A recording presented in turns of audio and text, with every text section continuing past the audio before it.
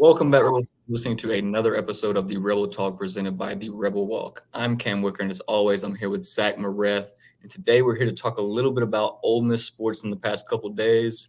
Talk a little bit about basketball here to start with, and then we'll get into the Oklahoma game, a little recap of that. And today, me and Zach just left from the press conferences of Lane Kiffin on Monday morning around noon. Also, Daquan Wright joined the podium as well, along with TJ Daugherty. And both those guys talked a little bit about Arkansas, a little bit about some of their teammates, and we'll get more into that as we talk about football. But we're going to hop right into basketball.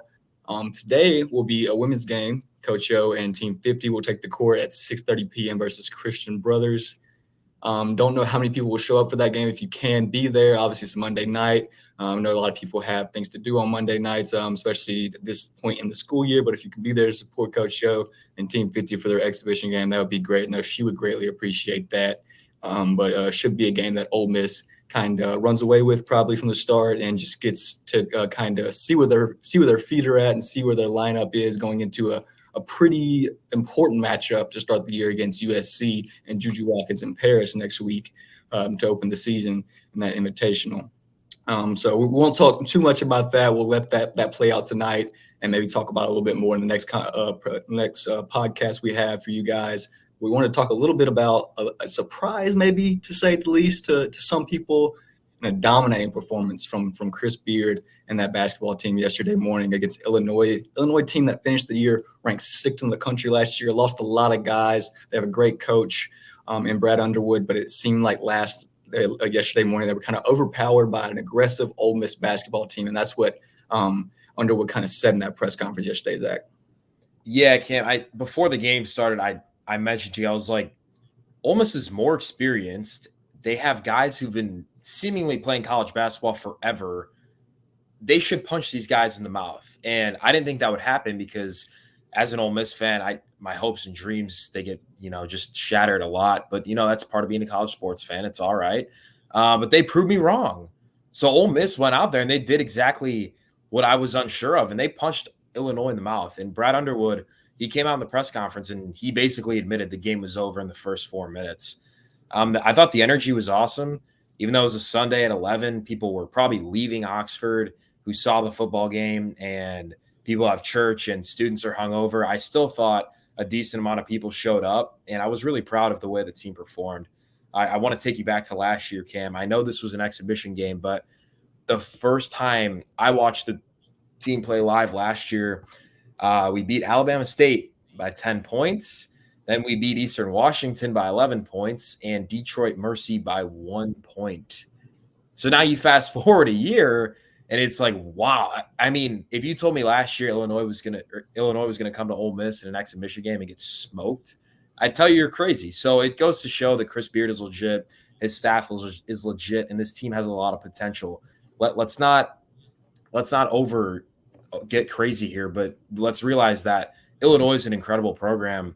And Ole Miss just smacked him. Great start. I know it's an exhibition, but I'm really looking forward to what happens to Chris Beard's team this winter, Cam.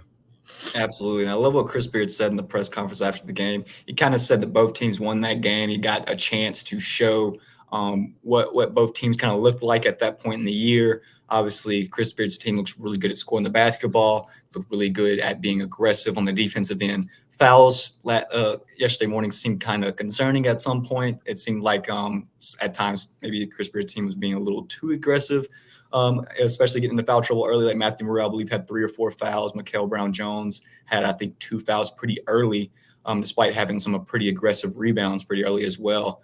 I guess what I really wanted to highlight was Malik Dia had a heck of a game yesterday. Shooting the ball, I know a lot of people probably weren't aware of his game, but if you watch tape on him from Belmont, he can really shoot it. He can extend the floor a little bit. I think he showed yesterday something that maybe he's gotten better at over the offseason, and that's knocking down consistent wide open three-pointers. He was 3 for 3 in that game yesterday. I believe the ending stat line was 20 points. He was 8 for 9, but they changed it up. I believe after the game, he had 18 points, went 7 for 8 in that game. Only missed a mid-ranger, I believe, later in that game. But overall, I think Malik Dia had a great contest out there, shooting the basketball, scoring the basketball, looked great, trying on the defensive end. But I believe the rebounding, only 2 rebounds in that game. Don't want to overreact about that. This is a guy who's 6'9", averaged 7 rebounds per game last year. Big guy who's going to be physical as the year goes on. So we'll have to see how that develops. Yes. The good news is Jamin Brakefield came off the bench, scored 15 points, looked great on the offensive end, looked great grabbing rebounds with 8 rebounds. He looked great on the offensive end, on the offensive boards, trying to grab offensive boards almost every time up and down the floor. And it seemed like Jamin Brakefield, I mean, I know Matthew Morrell was on this team yesterday, and he returned to this team and seems to be that guy that you're going to rely on. But Brakefield kind of shows yesterday that he can also be that guy on the floor when there's not much experience on the floor. He can be that guy that you rely on. And I think that was something that Chris Beard is going to enjoy throughout this year as the season goes on. Yeah, Cam. In Brakefield, he's not necessarily like a role player, but at the end of the day, everyone on the team has a role. And in years prior, Brakefield's role was to essentially field the entire offense along with Matt Morrell. And this year, it's a completely different feeling, right? I mean, Morrell can score. You got Sean Padula hitting threes. Juju Murray's pulling up from basically half court. Dre Davis looked really polished. And then McKeel Brown-Jones and Malik Dia on the interior look great. Like you said, Dia can shoot it too, which was just wild to me. A fun stat here. I said it on a talk show yesterday, but of the 8 players who played 10 or more minutes yesterday, all of them made 3-pointers except Matt Morrell and Davon Barnes, who are probably going to be the best 2 3-point shooters on the team. So if the team shooting threes like this, it opens up the offense and it allows you to not only create space inside, but to find these open guys beyond the arc. I thought Dre Davis looked great. He made a couple threes. It was kind of a slow start in the first half, but he got adjusted well. Cam talked about Malik Dia pulling up, just looking dominant everywhere. He's really athletic, man. And this is a feeling that this isn't any disrespect to last year's team, but we have big guys who are making fadeaway jump shots in the paint. Jamarian Sharp, Moussa Cisse, good players, but the athleticism on this team is just a little bit different, and it's going to continue to show each and every game, but we got a great look at it against a very good Big Ten program yesterday. Absolutely. And some of the other guys, younger guys we got to see yesterday, Eduardo Klafke and John Ball played a good amount of minutes late in that game. John Ball, it's gonna be good to see how he develops throughout the year. Didn't look great in his first appearance as a Rebel. Had some iffy moments where he showed his youth. But there was some moments where you saw John Ball with the basketball and you realized that, okay, this is an offensive minded player who is going to look to score most of the time. Yes, big guy, he's going to block shots, maybe not as many shots as Jamarian Sharp blocked a year ago for Ole Miss, but he's going to block shots, he's going to play defense, but that's going to take time. He's a young player, the defense will get there for him. But I believe early in his career with Beard here, he's going to be more relied on as an offensive player to come off the bench, and we'll see what role he fits into this year.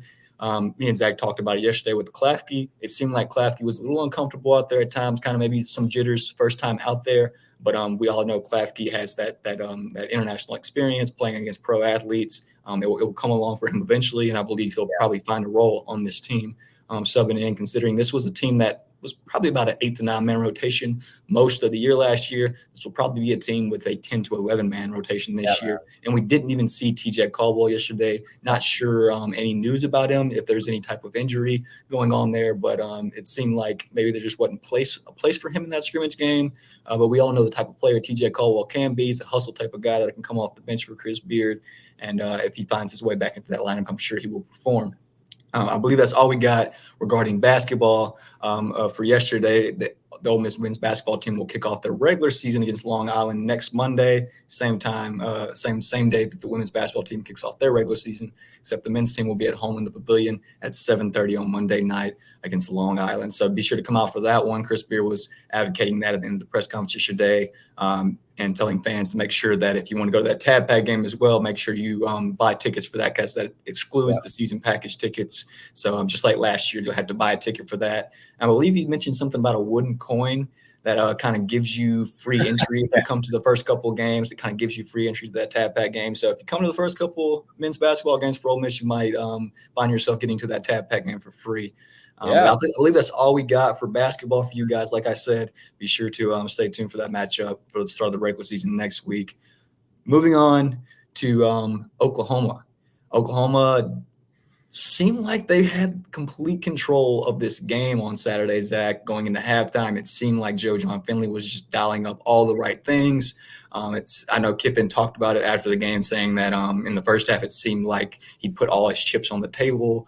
Was showing some things that maybe Ole Miss hadn't seen on film out of anybody really, just kind of trying to catch them off guard. We've seen Oklahoma drop back for double passes multiple times. It just didn't work because the Ole Miss defense kind of got there in time. But you could really tell that this Oklahoma offense was trying to catch this Ole Miss defense off guard. But the second half adjustments it was really the story of this game, Zach. It was awesome. And a shout out to Pete Golding. Oklahoma scored 0 points in the second half, and they started with the ball after scoring that last second touchdown in the first half. So they had all the momentum going their way. They really took the stadium crowd out of the game, and Golding and his defense came out. I think it was a 3-and-out. It was a short drive for them, got the ball in the hands of the offense, and they capitalized, which was great. Really nice to see, especially in the first half. I thought the defense did a horrible job finishing plays, which is something we saw against LSU. I think the team had 0 sacks against LSU. They found pressure against Nussmeier, but they never were able to bring him down. And it was something, we talked about in this podcast. The one thing that was going to make this Oklahoma offense remotely successful was Jackson Arnold extending plays, because at the end of the day, those are SEC players, and they will make plays if you give them the time to do so. And Ole Miss did that in the first half. So you allow Oklahoma to get a lead. It was mind-boggling. If I was doing a halftime press conference, I'm sure there'd be a lot of vulgar language and a lot of heated emotions. But we won, and the defense completely flipped. They started getting those sacks. I think they finished with 10 sacks. Guys like Perkins, Umar Yellen, the pass rush was there. It was finally there. And I think Princely's return is unbelievable. The things it does for this team, God, it makes me upset that he wasn't playing against LSU. But he's really bendy around the tackles. Pretty solid interior pressure from Pegues, who's just such an athlete out there. And hopefully we can carry this into Arkansas, because they have a very mobile quarterback, and it's going to be important that guys like Perkins and Pooh Paul, whoever the spy may be, are able to take him down. But great adjustments, and overall a pretty good finish for Ole Miss. Absolutely. And I think the Ole Miss defense played relatively well for a majority of this game. Even in the first half, Yeah. it seemed like at times this Ole Miss defense was kind of just couldn't catch a break at some point. Right. Jackson Arnold would get flushed out of the pocket, and there's just nobody there to contain him Right. at certain points. He gets 14 yards there, 12 yards here, and he's rushing out of the pocket. I believe he ran it 24 times, something crazy that we don't see out a lot of SEC quarterbacks, especially an SEC quarterback that throws the ball 20 to 30 times a game as well. Right. We haven't seen that really out of an SEC quarterback since Matt Corral, I guess, running it 30 times a couple years ago against Tennessee. But really haven't seen that. Really hadn't seen anybody run the ball like that against Ole Miss all year long. And I believe Oklahoma had 120-something yards rushing in the first half against this Ole Miss defense. Only had 22 rushing yards in the second half. So this defense right away in the second half, 4 or 5 straight punts, and then obviously after that, just turnover after turnover on downs to end the game there. But obviously, I believe it hasn't been talked about enough. I see the post. I see everyone post about it, but I believe I want to hear more people talk about it. Perkins had a heck of a game on Saturday, and I talked about it to you after the game as well, Zach.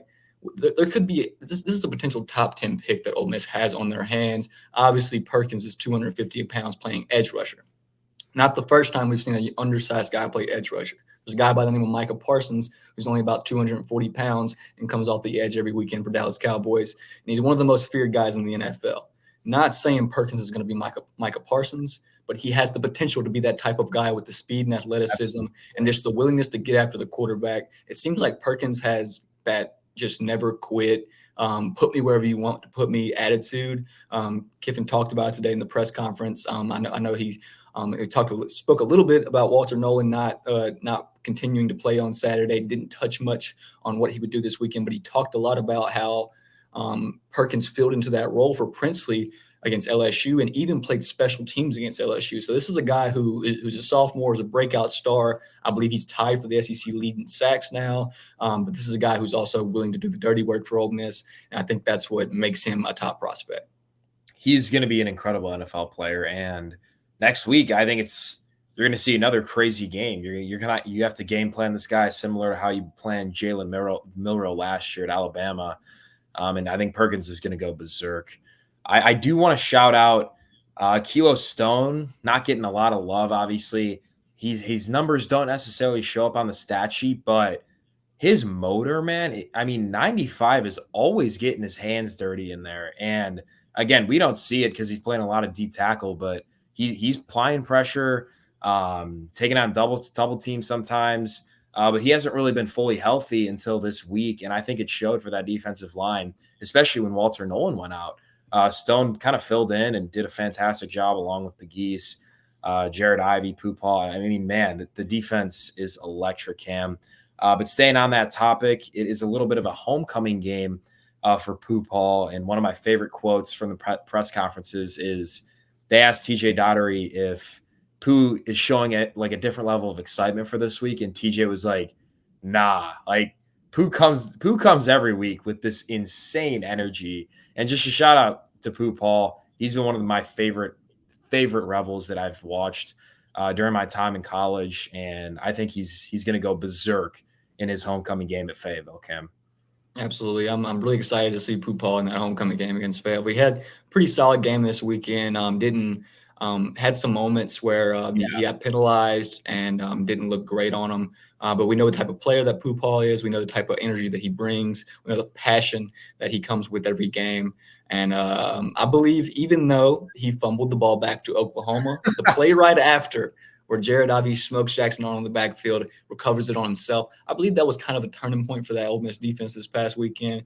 It kind of showed that, hey, let's go get after the quarterback. Let's make Jackson Arnold uncomfortable, and let's see what happens. They make some adjustments in the second half, and that's exactly what happened. You made Jackson Arnold uncomfortable. He had to drop back and pass the ball a lot, and you've seen what happened. Ole Miss gets 10 sacks, and I believe that probably, if I have to guess, it probably made Oklahoma the least sacked quarterbacks in the SEC after that game, despite Taylor Green being the most pressured quarterback coming into that game last weekend. I believe he was pressured 106 times compared to Oklahoma's quarterbacks 105 times. So talked about that today as well with Zach. Taylor Green's the type of guy who's going to run around. He doesn't like to stay in the pocket much.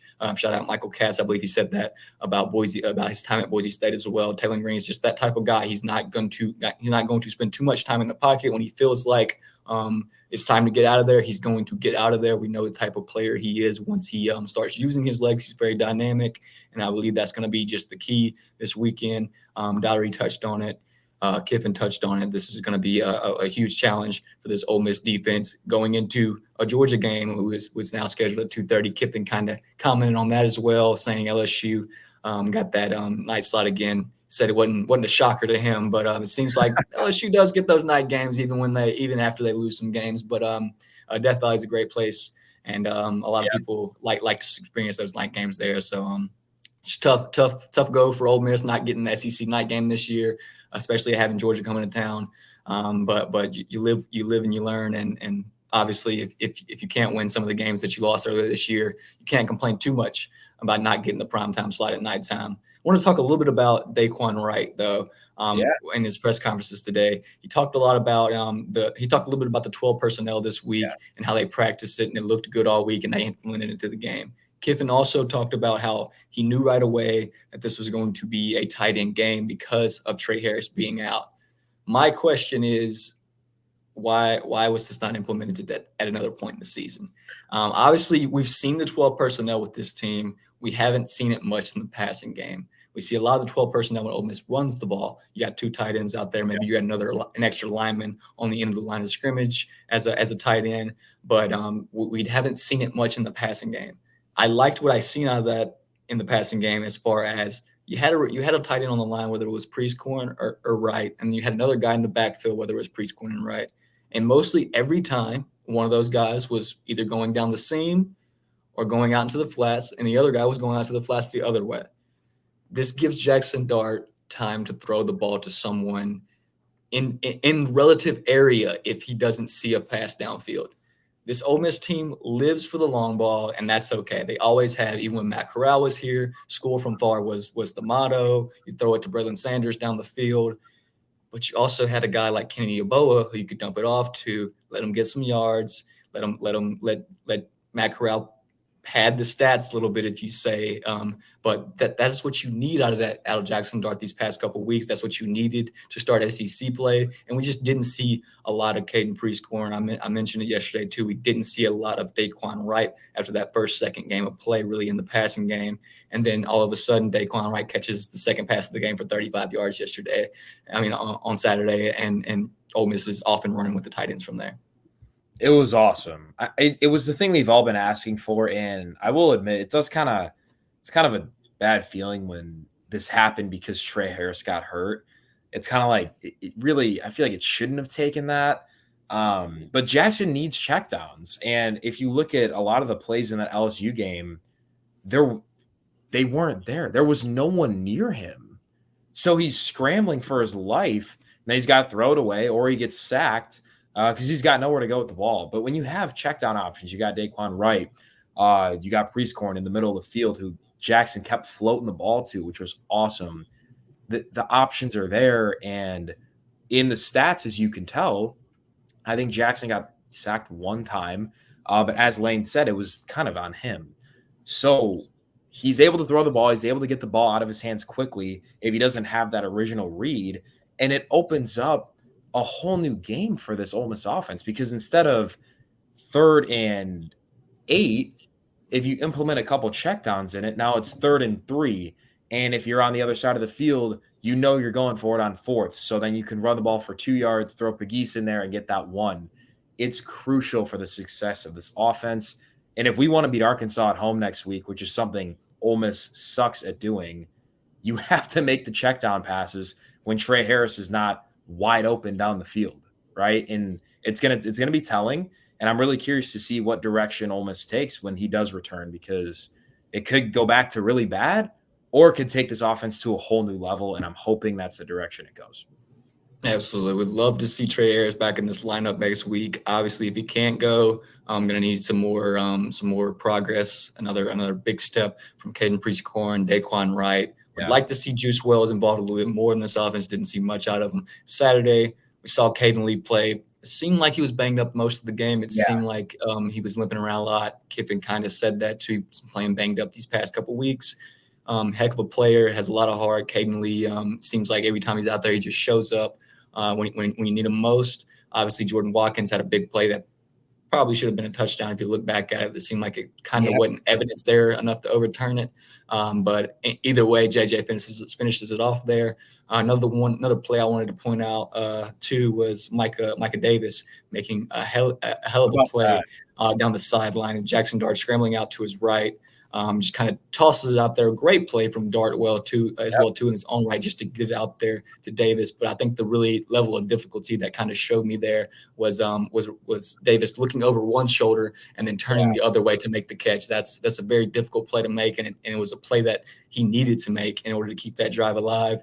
And obviously, Dart goes down there, finishes it off with the pump fake on the screen, hits Prieskorn down the seam. It was a beautiful play. It seemed like that it was a play that was kind of drawn up exactly for Prieskorn, and then Prieskorn stiff arms the guy that says that Dart's the guy that said that he's gonna pick off Dart and return it for a pick six. So it was kind of a storybook there for Caden Prieskorn. But I love to see that out of this Ole Miss offense, and you just want to see more of that diversity within the offense going forward, and not just one dimensional towards Trey Harris.